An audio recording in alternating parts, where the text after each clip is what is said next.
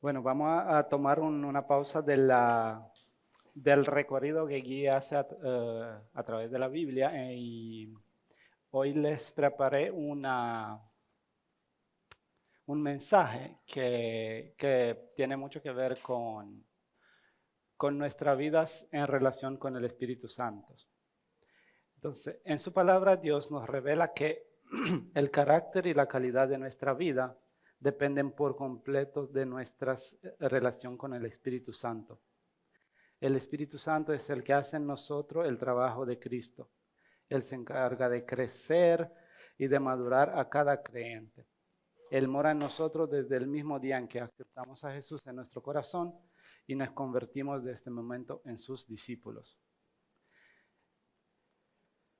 El Espíritu Santo es el que da poder al verdadero servicio para Cristo. Es el que nos instruye de una manera personal en la palabra de Dios y de esta forma nos hace sus discípulos. Él es quien nos inclina a orar, iluminar nuestros entendimientos, nuestra mente y fortaleciendo el hombre interior en la oración intercesora. Bueno, vamos a ver, ¿ustedes saben quién es el Espíritu Santo? Bueno, todos escuchamos de él, pero le voy a dar 3 puntos de quién no es el Espíritu Santo.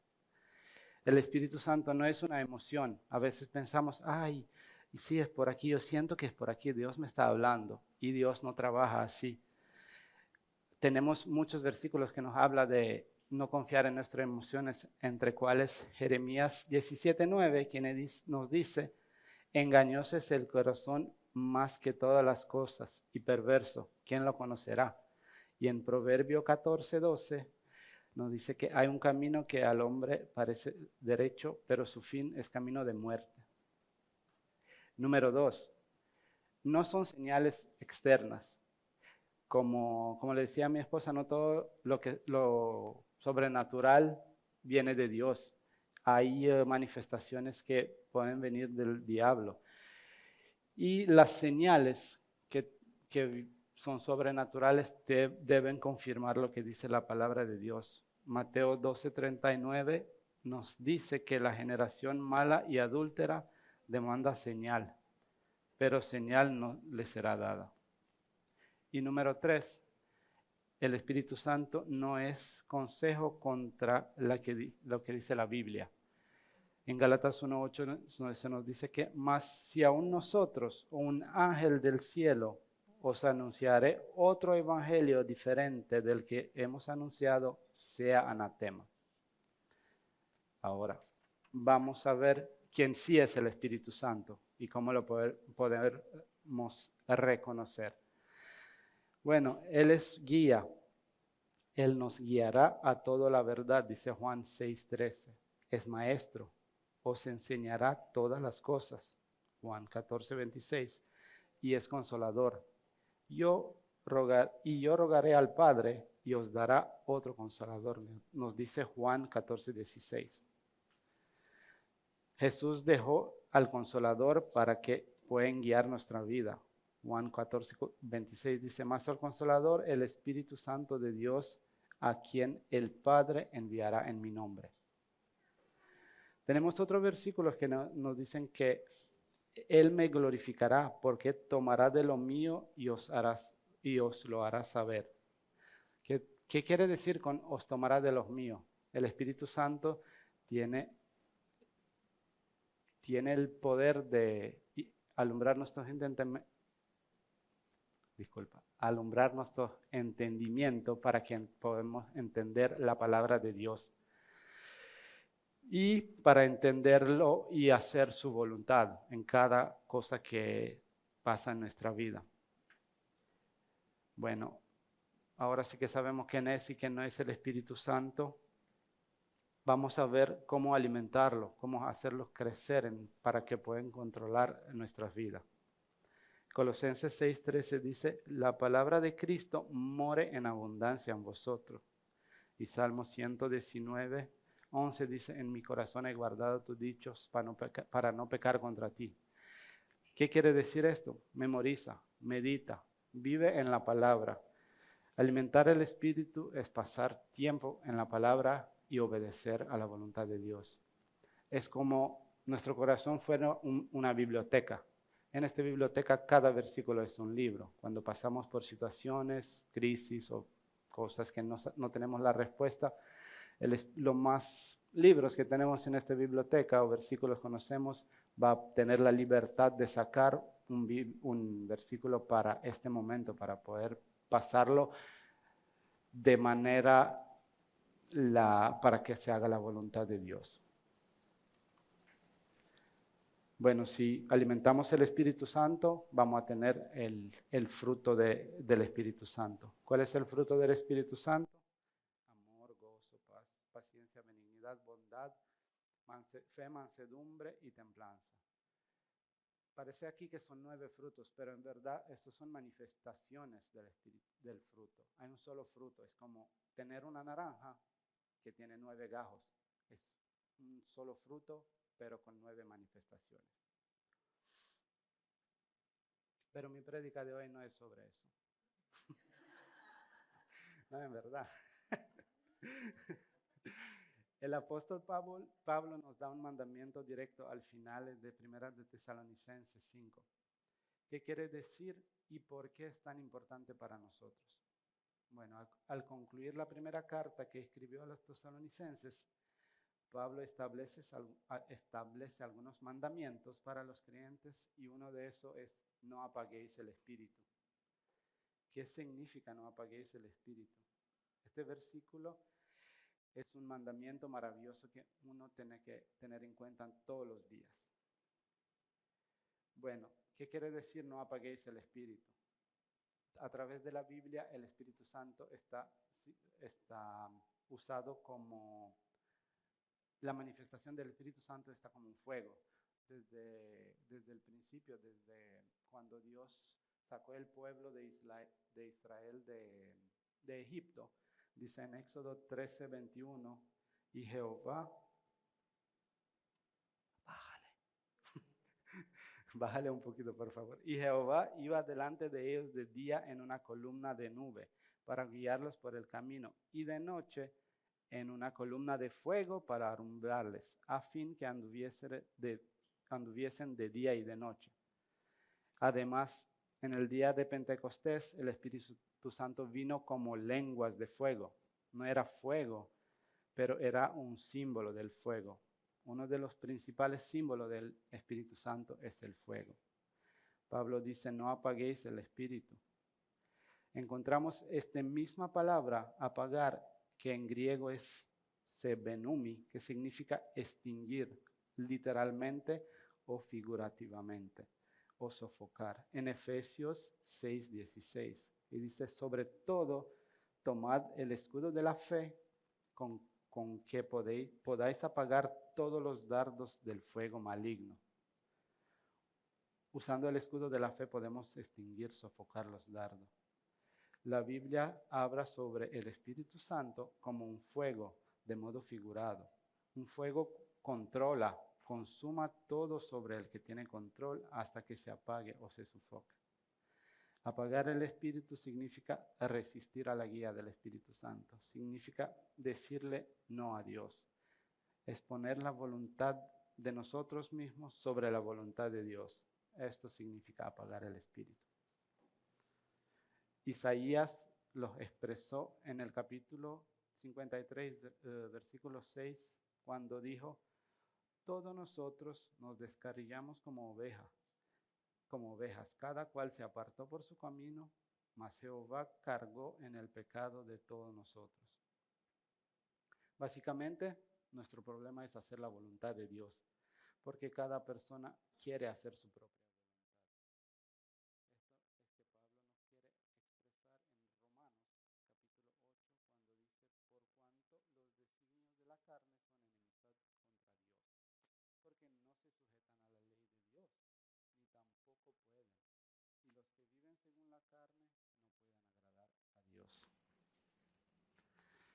¿Por qué pasa esto?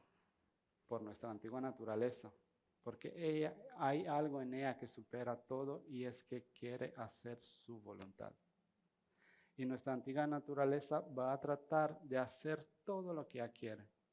no va a dejar convertirnos en unos santos en nuestra opinión, nos va a dejar creer que somos la persona más justa para poder hacer lo que ella quiere. Este es nuestro problema. La antigua naturaleza quiere controlar nuestra vida. Jeremías 10:23 dice, conozco, oh Jehová, que el hombre no es señor de su camino, ni del hombre que camina es el ordenar sus pasos. El hombre que camina es incapaz de ordenar sus pasos como le ordenó Dios. El hombre no puede ordenar su vida y la antigua naturaleza hace su voluntad. Como decimos un poco antes, hay camino que al hombre le parece derecho, pero su fin es camino de muerte. Nuestra nueva naturaleza, después que aceptamos a Jesús como nuestro Salvador, puede obedecer a Dios. Cuando naces de nuevo, te conviertes en hijo de Dios y recibes una naturaleza nueva. Y esta naturaleza va a obedecer a Dios. Pablo lo expresó en 2 versículos en Romanos 8, 5 y 14 que dicen, porque los que son de la carne piensan en las cosas de la carne, pero los que son del Espíritu, en las cosas del Espíritu. Porque todos los que son guiados por el Espíritu de Dios, estos son hijos de Dios. A los hijos de Dios se les da una nueva naturaleza, la cual puede obedecer a Dios. Y cuando un hijo no obedece a Dios, está apagando el Espíritu Santo. Esto nos pone a nosotros los creyentes frente a un dilema que nuestro Señor Jesús nos dejó en Mateo 6:24. Ninguno puede servir a 2 señores, porque aborrecerá al uno y amará al otro, o estimará al uno y menospreciará al otro. No podéis servir a Dios y a las riquezas. Estamos frente a este dilema muchos de nosotros intentando hacer las 2 cosas. Te quiero preguntar, ¿cómo es tu vida día a día?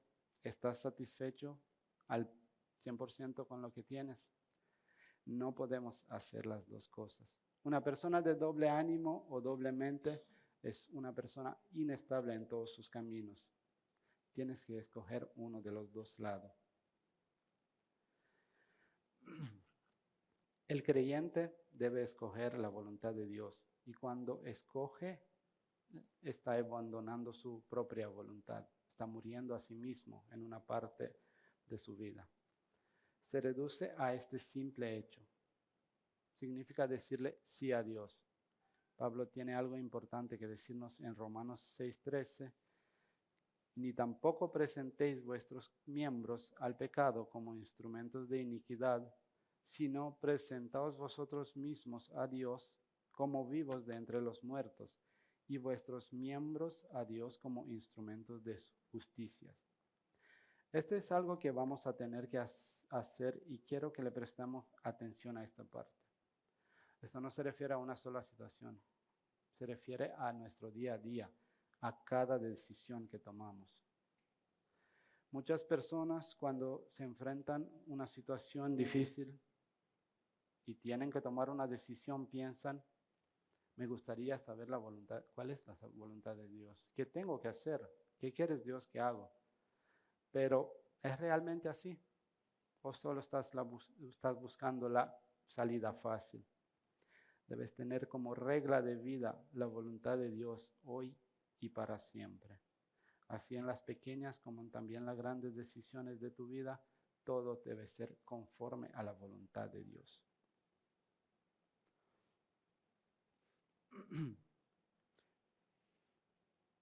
Cuando decimos que queremos saber la voluntad de Dios, ¿queremos saber toda la voluntad de Dios o queremos saber una parte de la voluntad de Dios? Como decía el versículo anterior, presentaos. Y hasta que no lo hacemos al 100%, estamos apagando el espíritu en nuestras vidas. Significa aceptar por fe la voluntad de Dios. No significa que lo vas a saber, ni que Dios te lo va a mostrar en un sueño, sino que tienes que sujetarte 100% a su voluntad. Vas a tener que enfrentar tiempos de lucha, vas a tener que tomar decisiones a diario. Estás afuera en la arena de la vida y como hijo de Dios llegarás a una intersección y vas a tener que tomar una decisión. Vas a tener que dejar de apagar el espíritu en esta parte de tu vida y darle a él el control.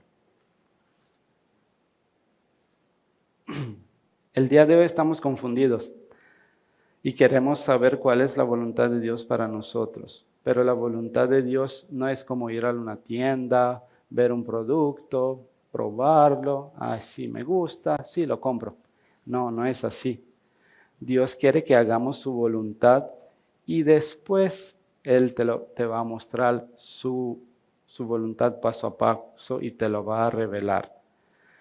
Dice 2 de Corintios 5:7, porque por fe andamos y no por vista.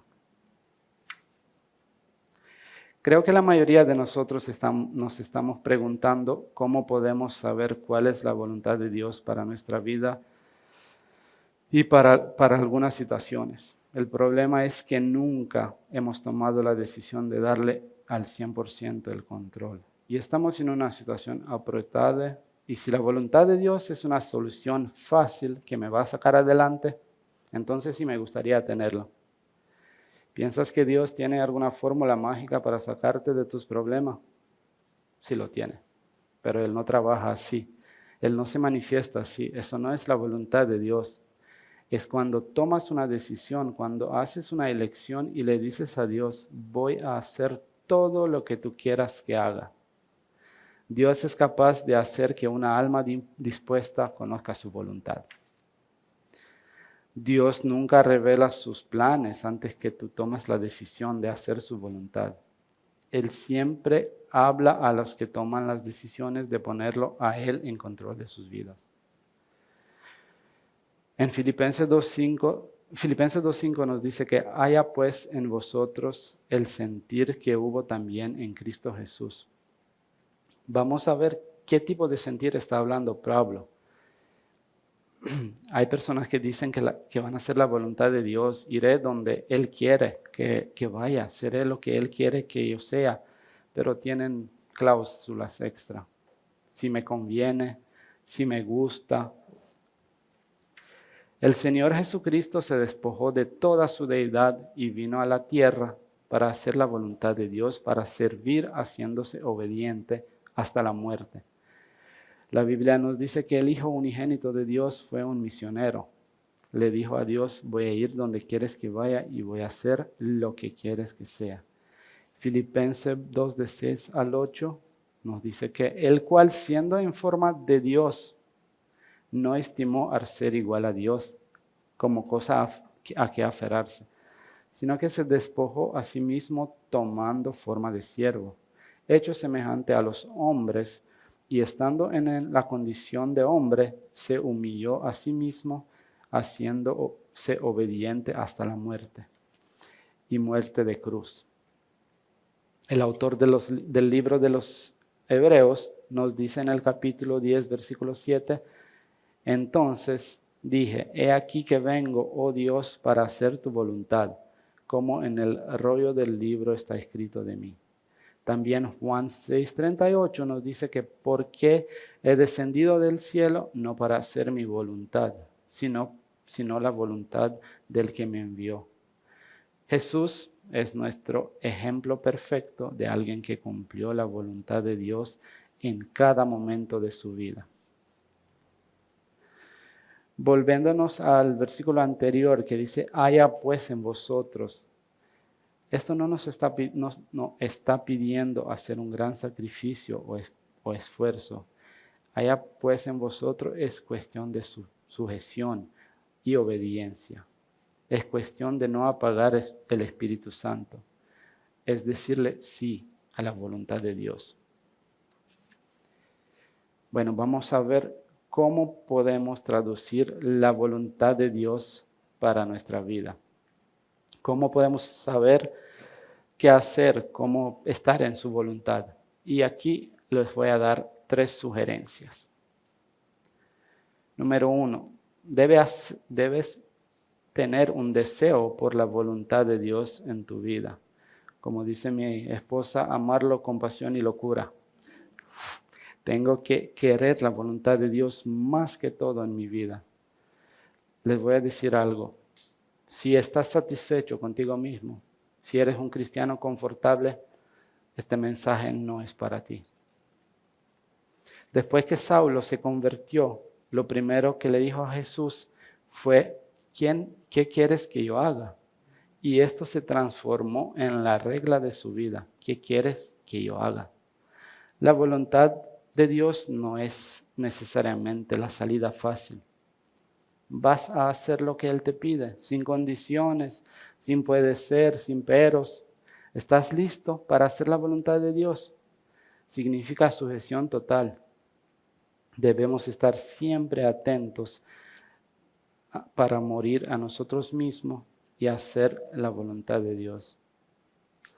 Abraham, que es el padre de los 12 tribus de Judá, de Israel, salió de la voluntad de Dios apagando el espíritu cuando él se fue a Egipto. Dios nunca le dijo que tenía que ir a Egipto. Y no tenemos nada en la Biblia que nos diga si se le apareció más Dios después de esto. Cuando apagas el espíritu, pierdes la comunión con Dios. Muchas personas tienen miedo de hacer la voluntad de Dios. Pero ¿por qué deberíamos hacer la voluntad de Dios? Dios sabe qué es mejor para cada uno de nosotros. Él es el único que sabe. Dios nos equipó con lo necesario, nuestros cuerpos, nuestra mente. En el Salmo 139:14 dice que somos creaciones admirables. Pero Dios puso en nosotros todo excepto el volante. No sabemos ni qué va a traer el día. Solo Dios puede saber qué es lo mejor para cada uno de nosotros. Proverbios 27:1 nos dice, no te actes del día de mañana, porque no sabes lo que el día traerá. Dios tiene poder para ponerte en su voluntad, si de verdad quieres la voluntad de Dios en tu vida. Él no solo sabe qué es mejor para ti, sino que tiene el poder de ponerte en su voluntad. Dios te ama y quiere que estés en su voluntad. A veces pensamos que la voluntad de Dios para nuestra vida va a ser muy pesada o difícil, como fue para algunos de los personajes de la Biblia. Le aseguro que no es así. Dios te ama y quiere lo mejor para tu vida. A veces pensamos que vamos a pasar por las pruebas de Job o que Dios nos va a mandar a evangelizar en el peor lugar donde podemos estar, pero no es así. Él sabe mejor dónde tenemos que estar para que nuestras vidas puedan brillar. Si tenemos que estar en un lugar remoto en África o en la selva amazónica, en la voluntad de Dios, entonces este es el lugar que nos va a traer la máxima felicidad que podemos alcanzar. Debemos tener una sobrevoluntad para la voluntad de Dios en nuestras vidas. Porque el Señor Jesús nos dice en el Evangelio de Mateo, mi yugo es fácil y ligera mi carga. Número 2. Debe haber un conocimiento de la palabra de Dios. Voy de nuevo con la biblioteca. Cuando Pablo escribió a los Colosenses en el primer capítulo, versículo 9, él estaba hablando sobre lo que estaba orando. Colosenses 1:9 dice, por lo cual también vosotros, desde el día que lo oímos, no cesamos de orar por vosotros y de pedir que seáis llenos del conocimiento de su voluntad en toda sabiduría e inteligencia espiritual. Aquí Pablo estaba orando para que los colosenses fueran llenos del conocimiento de la voluntad de Dios. Pero, ¿cuál es la voluntad de Dios? Aquí tenemos también la respuesta. Toda sabiduría e inteligencia espiritual. El Espíritu Santo nunca te va a guiar contra la palabra. Él siempre te va a guiar en concordancia con la palabra de Dios. Hay muchas personas que quieren usar la palabra de Dios como una especie de globo de cristal. Tienen una situación, se van a la Biblia, buscan, encuentran un versículo y dicen, esto es lo que Dios me dio. Pero Dios no da versículos como carta de juegos. Él da la palabra, toda la palabra. Y no puedes ir a la palabra y sacar un solo versículo. Tiene que ser toda la palabra. Tienes que conocer bien la palabra. Dios no es un bombero y la Biblia no es un kit de primeros auxilios. Es un libro, es una mapa con brújula. Es como si fuéramos pilotos de aviones y llegamos a un aeropuerto donde hay mucha neblina y no se ve nada. Y en vez de darle el control a la torre de control, decimos, no, yo sé, voy a izquierda o derecha y yo aterrizo aquí. Y no es así. Dios no quiere esto en nuestra vida. No quiere que tú le preguntes, Dios, ¿me voy para la izquierda o para la derecha? Pero si cedemos el control, la persona del torre de control te va a decir un poco más a la izquierda, a la derecha, baja ahora un poquito y podemos aterrizar. Esto significa conocer la voluntad de Dios y es tener esta pantalla con radar siempre delante de nuestros ojos, todo el tiempo. Pablo dijo en 1 Corintios 2:12, nosotros no hemos recibido el espíritu del mundo, sino el espíritu que proviene de Dios, para que sepamos lo que Dios nos ha concedido. El privilegio más grande que tenemos es tener la Biblia, y solo el Espíritu Santo puede interpretarla, y no hay manera de conocer la voluntad de Dios siendo ignorantes a la Biblia. Es su palabra y Él es el único que la puede interpretar en nuestra vida y en nuestros corazones. Hay situaciones en las que el creyente puede sentir confusión respecto a la voluntad de Dios. En estos casos, Dios usa a las personas que Él mismo ha colocado sobre nosotros en autoridad, como nuestros pastores, nuestros líderes, los ancianos. Ignorar los consejos de estas personas muchas veces es ignorar la dirección del Espíritu Santo.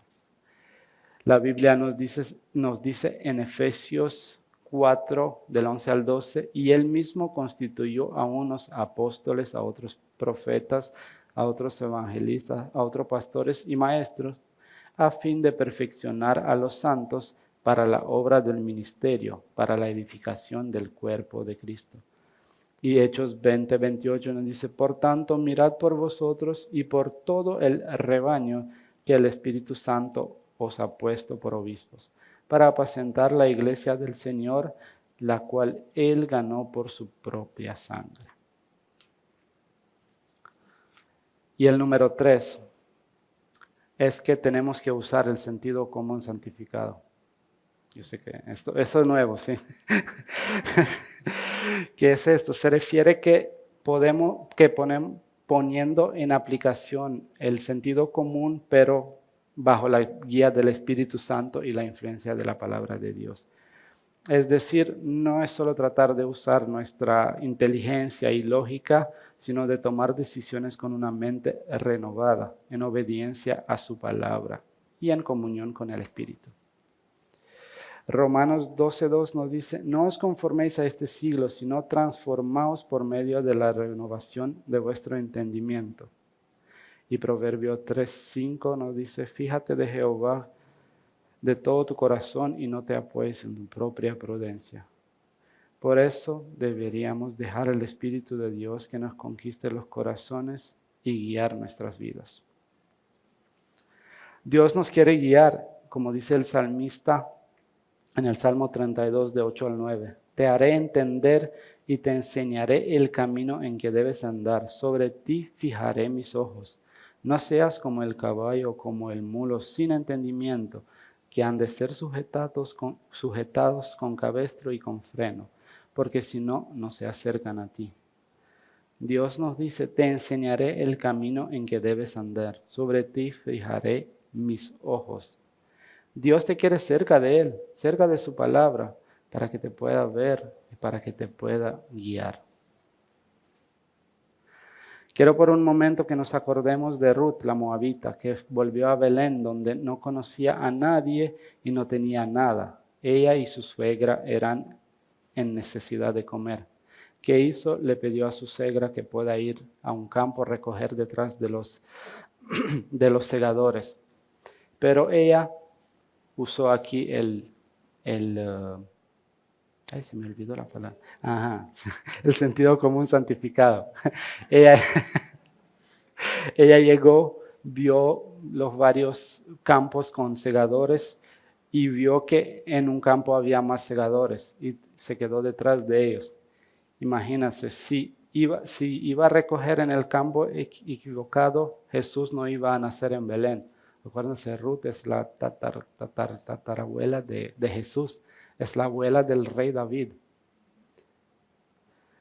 Bueno, vio los segadores del campo de Boaz y guiada por Dios se quedó en el campo. Sentido común santificado. La tenía aquí. Bueno, también cuando la iglesia se reunió en Jerusalén para el primer concilio, fue uno de los más importantes concilios. De hecho, el evangelio de la gracia de Dios estaba en juego. Pero el Espíritu Santo no se apareció como lenguas de fuego o como en otras ocasiones. Ellos tuvieron que debatir. Pedro tuvo que debatir y defender lo que Pablo estaba exponiendo. Ellos siempre estaban guiados por el Espíritu Santo, fueron en acuerdo uno con el otro. Pero los otros judíos querían poner a los gentiles a obedecer a la ley.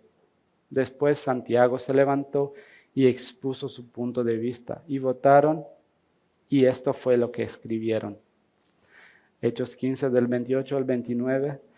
Porque ha parecido bien al Espíritu Santo y a nosotros no imponeros ninguna carga más que están cosas necesarias. Que os abstengáis de lo sacrificado a ídolos, de sangre, de ahogado, de fornicación, de las cuales cosas si os guardéis, bien haréis. Pasadlo bien.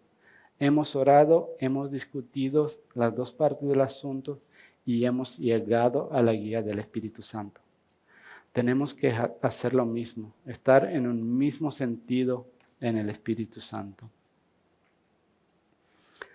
No apaguéis el Espíritu, no le digas no al Espíritu de Dios, no sofoques, no lo extingues para hacer tu propia voluntad. El Señor Jesús demanda sumisión total y si no, estás apagando el Espíritu.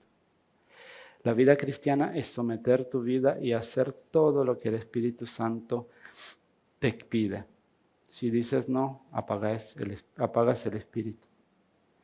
El único lugar donde tú y yo estaremos contentos, satisfechos y felices es en el punto en que estemos entregados completamente a la voluntad de Dios. Y hasta que lleguemos ahí, la vida cristiana no será una vida fácil. Nuestro maravilloso Salvador murió en la cruz y nos llamó a Él, todo el camino hacia Él.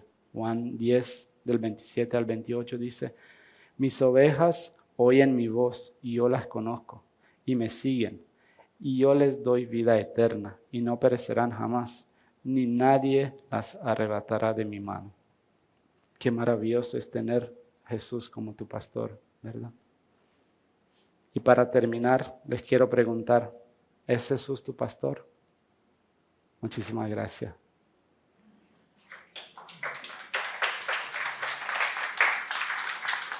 Música. No, si alguien no tiene a Jesús como su pastor o no se ha entregado su vida a Él, quiere que se me acerque a mí o la persona que los invitó para explicarle mejor cómo poderlo hacer el pastor y el Señor de sus vidas.